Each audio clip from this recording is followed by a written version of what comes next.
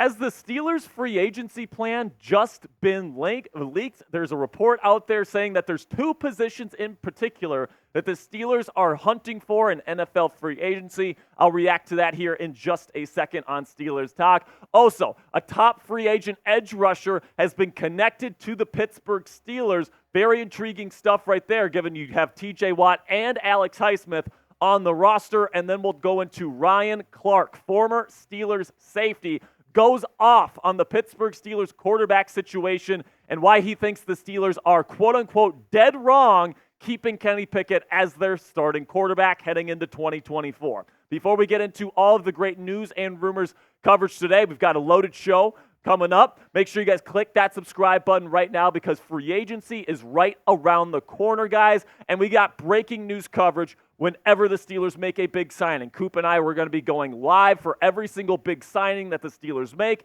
If they get a quarterback, if they sign a corner, if they trade for somebody, we're going to have you guys covered with breaking news coverage live here on the channel. Also, free agency, NFL draft, we got you covered with all the latest news and rumors surrounding that, scouting reports on all the top prospects, and in-house visits, all these different things. We got a weekly live show every single week where you guys can ask your questions. And oh yeah, it's all 100% free. So if you want the most in-depth, exclusive Steelers community here on YouTube, make sure you click that subscribe button right now.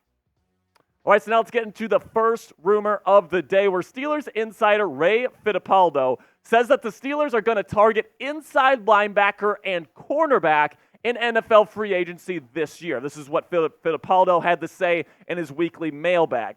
Inside linebacker and cornerback targeting starters, and then they're also going to be looking at a number 3 wide receiver and maybe even a defensive lineman. So listen, this is kind of what we've been saying on the show for the last couple of weeks. All right, inside linebacker and corner are going to be two positions that the Steelers really look at to try to add veteran talent in and really try to solidify those spots on the roster heading into the 2024 season. So let's look at these positions one at a time, starting with the inside linebacker position. And right now, the two guys that are not on their way, or the three guys, I should say, that are not on their way to free agency is Cole Holcomb, who just came off of that gruesome leg injury. You got a Landon Roberts, who had a really good season last year. He's definitely safe. And then you have Mark Robinson, who was drafted a couple of seasons back. Now, the big question in the inside linebacker room for me right now is whether or not the Steelers are going to keep Cole Holcomb or if they're going to cut him and save potentially $6 million in cap space by letting him go. I mean, there's no timetable for when Holcomb is going to end up coming back, which tells me that this leg injury is pretty darn serious. So if it really is that serious and he's not going to be able to come back fully healthy and really be what he was before he was injured, I think the Steelers need to at least think about potentially cutting him loose and then getting a different starter to put on the other side of Landon Roberts. And right now, it seems like there is mutual interest between former Dolphins inside linebacker Jerome Baker and the Pittsburgh Steelers. I think this is an excellent fit. And according to Steelers Update here, there is mutual interest, between the Steelers and Jerome Baker. Per league source, Baker was a teammate of current Steelers linebacker Landon Roberts for 3 seasons. A reunion could be brewing in Pittsburgh. And I really do think Jerome, who was just cut yesterday by the Miami Dolphins, is somebody that would be a great fit for this defense, just like Landon was when he went from the Dolphins defense to the Pittsburgh Steelers last year. But some other options that I think would also be really good fits and actually pretty inexpensive as well. Blake Cashman from the Houston Texans, really good blitzing linebacker, former Minnesota Golden Gopher. And then you got Josie Jewell, formerly with the Denver Broncos, really well-rounded inside linebacker that you could absolutely put on the other side of Landon Roberts and put into the rotation. Now let's shift to cornerback, and we've been talking a lot about corners on the show here where, we talked about L'Jarius Sneed and maybe going out and getting somebody in the draft because you got Joey Porter Jr., and he's really locked in. You got Corey Trice Jr. and Darius Rush as kind of like your younger guys that you hope kind of pan out in the future. But other than that, everybody else is either super old, like Patrick Peterson, and he may even get cut before the new league year, or they're heading towards free agency. So corner is definitely going to be a position that the Steelers look at in free agency to add starters, veteran starters in, and potentially even get young players in the draft as well. And right now, I think their focus is they're going to try to get a really good veteran corner to put on the other side of Joey Porter Jr. Now, there's a couple guys that are kind of been rumored to the Steelers in terms of trade options here. L'Jarius Sneed and Marshawn Lattimore, both of them would be excellent fits in the Steelers defense. Both are super aggressive, very physical corners that would be great complements to Joey Porter Jr., in my opinion. But then you could also look to free agency if you don't want to give up draft capital. There's some pretty darn good corners hitting free agency in just a couple of days. Kendall Fuller was a really good corner for the Washington Commanders, although I'm not sure he is a great fit for this defense. He's definitely somebody to keep your eye on. ESPN did connect Fuller to the Pittsburgh Steelers. 3 years, $13.3 million per season is kind of a pretty penny, in my opinion, for somebody that's not a perfect fit for your defense, but he's somebody to monitor. Chidube Awozie from the Cincinnati Bengals formerly, you can get him for a pretty decent contract, 2 years, $10.5 million per season. Fits what the Steelers like to do defensively, and he might want to play the Bengals twice a year because they're letting him go. Stephon Gilmore, if they're looking to get somebody to be kind of like a short-term answer on the other side of Joey Porter Jr., could be a really good fit. Say you want to get Stephon Gilmore for a one-year contract and then draft a rookie in the middle rounds to kind of come up after Stephon. That would be something I would accept. And then Kenny Moore, really interesting name right there because he's so affordable in my opinion. You look at that figure right there, 2 years and then just under $7 million per season for somebody that would be a great locker room presence, and he's a former Pro Bowler,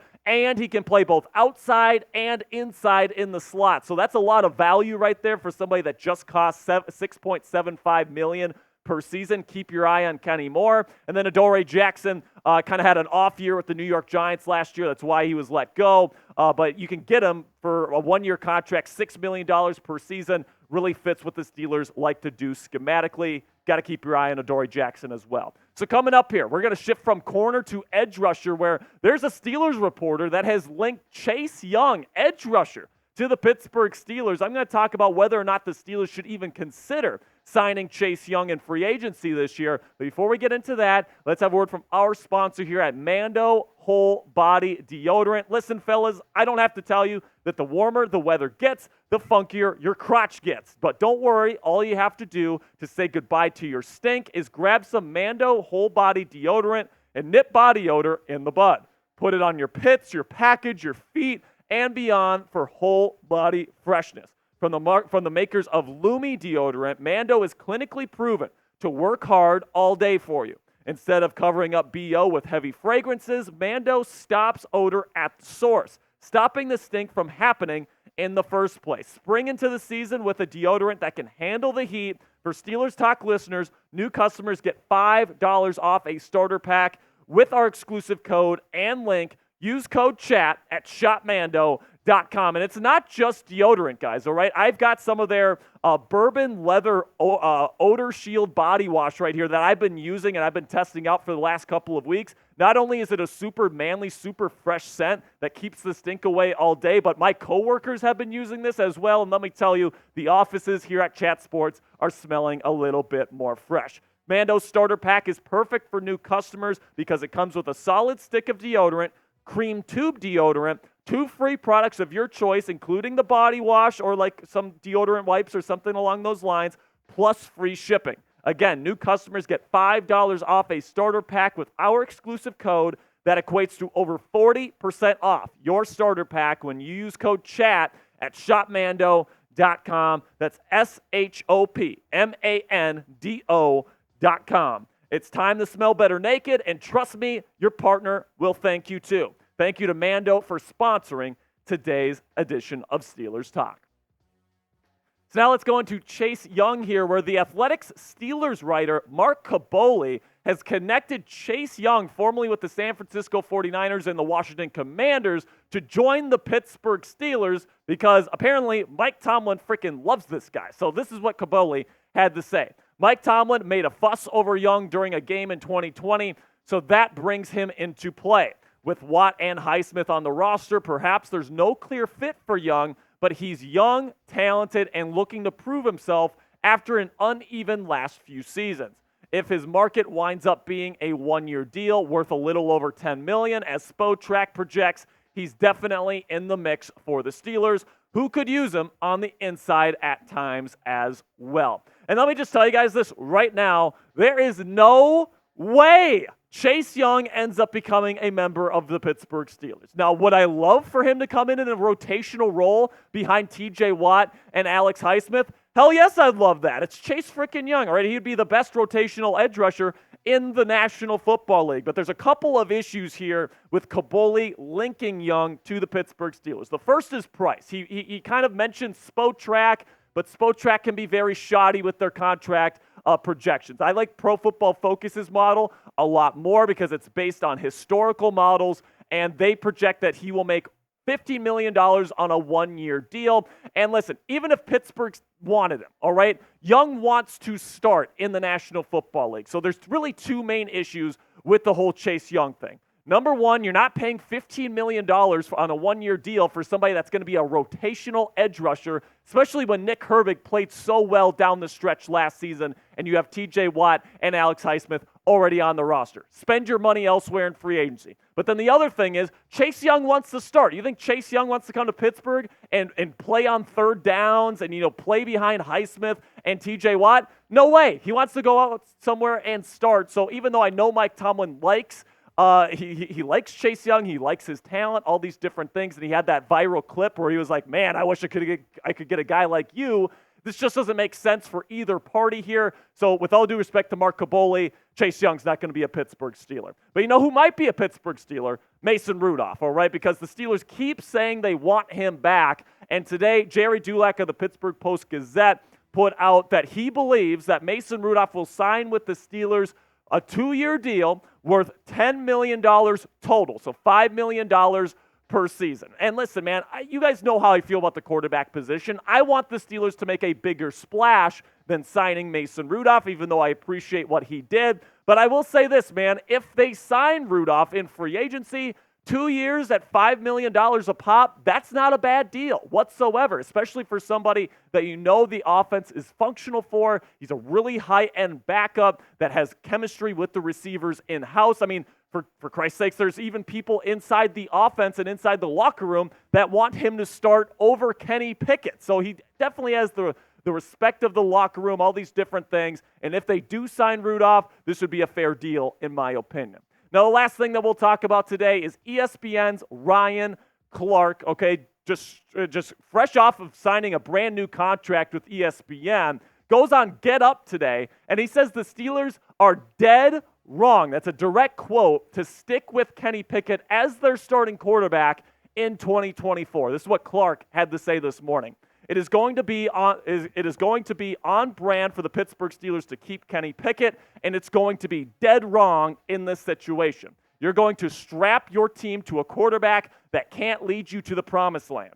The reason the terrible towel means something is the reason that 6 Lombardis means something is because that organization was built on excellence. Kenny Pickett is not going to be your leader to the promised land of excellence. Now, this is definitely strong words from Ryan Clark, who's been a supporter of Kenny Pickett in the past, mind you, all right? So he's somebody that wants to see the Pittsburgh Steelers get back to that standard of excellence instead of just trying to go 9-8, 10-7 every year and then lose in the first round of the playoffs.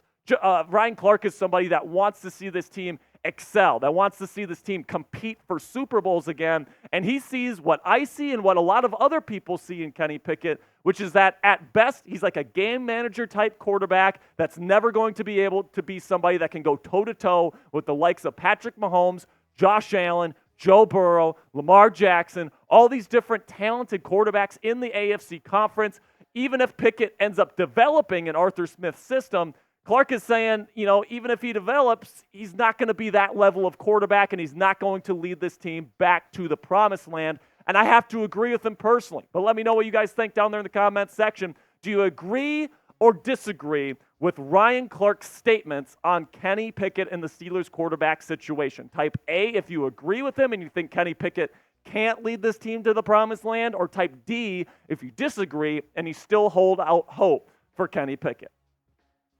That'll be it for today's show, guys. Thank you so much for sticking with me to the very end. Make sure you guys click that subscribe button right now, because if there's any breaking news surrounding the Pittsburgh Steelers in the days to come leading up to free agency, we're going to be going live. We're going to give you guys breaking news coverage. You're not going to want to miss it, so make sure you click that subscribe button right now.